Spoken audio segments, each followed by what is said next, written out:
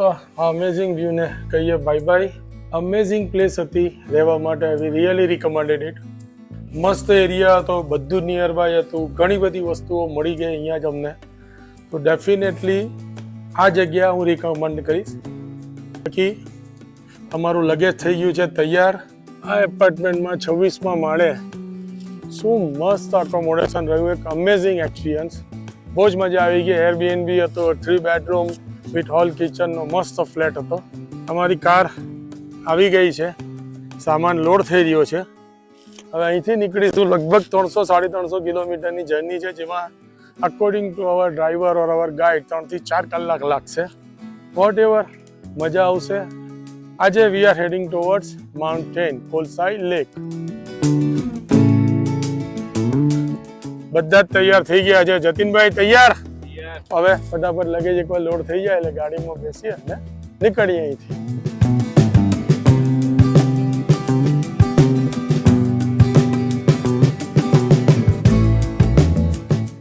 લગભગ 100-125 કિલોમીટર પછી we are back in mountain. પણ આ વખતે ડૉક્ટરને શાંતિ છે, કારણ કે અમે કારમાં છીએ. કિર્ગિસ્તાન અને કઝાકિસ્તાનના ટેરેનમાં એક મેજર ડિફરન્સ દેખાયો. કિર્ગિસ્તાનમાં જેટલા બી પહાડ હતા કે જે બી ગ્રીનફિલ્ડ હતા, બધા પર ફૂલ ગ્રીન ગ્રાસ હતું. અહીંયા સમવોટ ગ્રાસ સુકાયેલું, એવી રીતનું પીળો ને એવો કલર થઈ ગયો. આ બહુ મોટો ડિફરન્સ અમને દેખાયો. જતીનભાઈ ક્યાં પહોંચ્યા? અમે અત્યારે આવ્યા છે કઝાકમાં બ્લેક કેનિયન. એક નવી જ જગ્યા છે, બહુ બ્યુટીફુલ જગ્યા છે. ત્યાં નીચે જો રિવર જતી છે અને આ બધાને એ લોકો બ્લેક કેનિયન જે કહે છે ફોર્મેશન.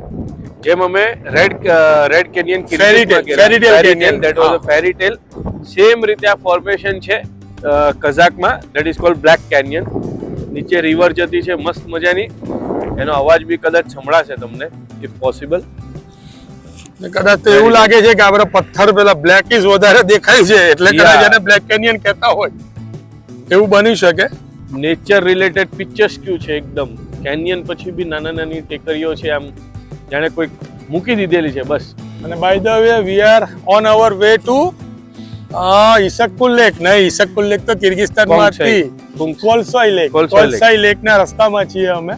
મેજર ડિફરન્સ જે દેખાયો કિર્ગિઝ અને કઝાકમાં કે આ જે ટેકરીઓ જે કિર્ગિઝમાં હતી એ કમ્પ્લીટલી ગ્રીન હતી, ગ્રીન ગ્રાસથી કવર હતી. અહીંયા ગ્રાસથી કવર છે પણ સમહાઉ ગ્રાસ યલોઇશ થઈ ગયું છે. અને બીજું મને બી એક ડિફરન્સ એવો લાગ્યો કે કેનિયન્સમાં બી અમે અને નદી બધે રોડ્સ નીચે હતા કિર્ગિઝમાં, અને કઝાકમાં બધા રોડ ઉપર છે અને જે ઘાટી જે આપણે કહીએ, જે વેલીઝ જે કહીએ, એ બધી નીચે છે એમ. કિર્ગિઝમાં જેટલા પણ રસ્તે ગયા ને એટલે we are with the river, એટલે વેલી માંથી જ બધો રસ્તો જતો હતો. જ્યારે કઝાકમાં આપણે ઇન્ડિયાના લડાખની જેમ માઉન્ટેન્સ માંથી લડાખ માઉન્ટેન્સમાં તમે ઉપર જાઓ છો, નીચે આવો છો. જ્યારે કિર્ગિઝમાં બધા રસ્તા વેલી માંથી વચ્ચેથી નીકળતા હતા. ગુડ. ચાલો તો અહીંયા સરસ મજાના ડ્રોન શૂટ લઈએ, પછી આગળ વધીએ.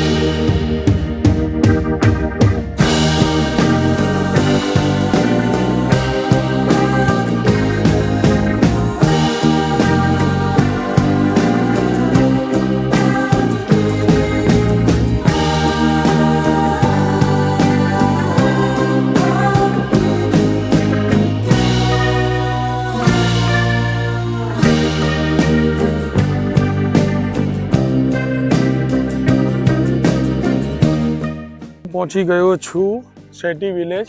હોટેલ કોલસાઈ લાઈફમાં સરસ યુરતા બનાવેલા છે. આ એક ડાઇનિંગ હોલનો યુરતા છે, આ ડાઇનિંગ હોલનો યુરતા છે. આ યુરતામાં અમે રહેલા છે અને આ યુરતામાં ડૉક્ટર. તો તમને એક નાનકડી ટૂર આપી દઉં. આવો કંઈક અમારો યુરતા છે. એક ડબલ બેડ છે, બાકી 2 એક્સ્ટ્રા મેટ્રેસીસ છે વિથ વોશરૂમ. સમય થયો છે તકરીબન 4:15. હવે અમે જઈએ છીએ અત્યારે કોલસાઈ લેક તરફ. ચારે બાજુ પહાડીની વચ્ચે ઘેરાયેલું આ અમારું યુરતા હોટલથી નીકળી ગયા, આવી ગયા છે કોલસાઈ લેક તરફ. બધા સખત ઠંડીમાં આવી ગયા છે. તેમાં અમારા સીમા ભાભી તો કરે સ્નોમાં જ આવી ગયા છે. લગભગ 200 મીટર જેવું નીચે જવાનું છે. ત્યાં લેક છે અને પછી ત્યાંથી સરસ મજાના ડ્રોન શૂટ લઈશું.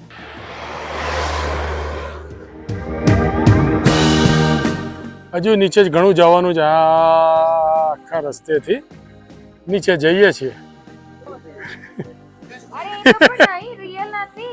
અરે રિયલ છે.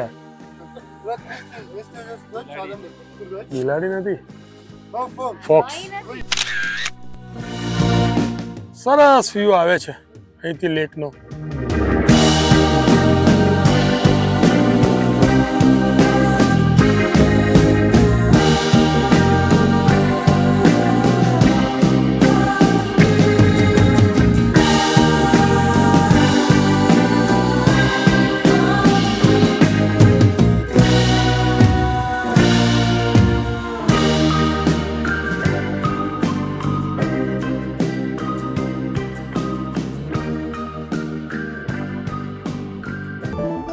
શું સરસ વ્યૂ છે લેકનો.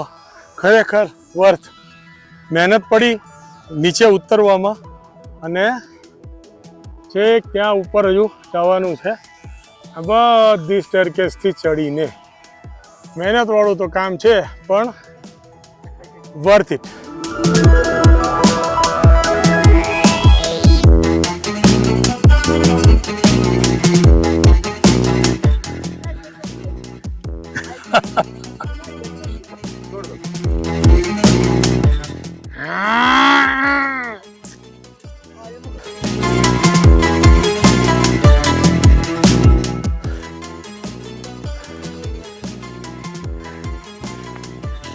ત્યાં સુધી જવાનું છે ભાઈ.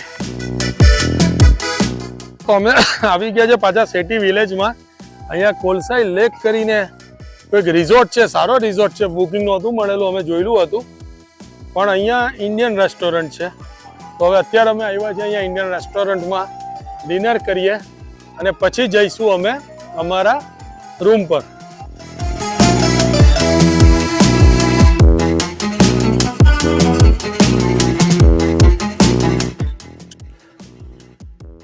અત્યારે અમે છીએ કોલસાઈ લેકથી 4.5 કિલોમીટર પહેલા સાટી વિલેજમાં.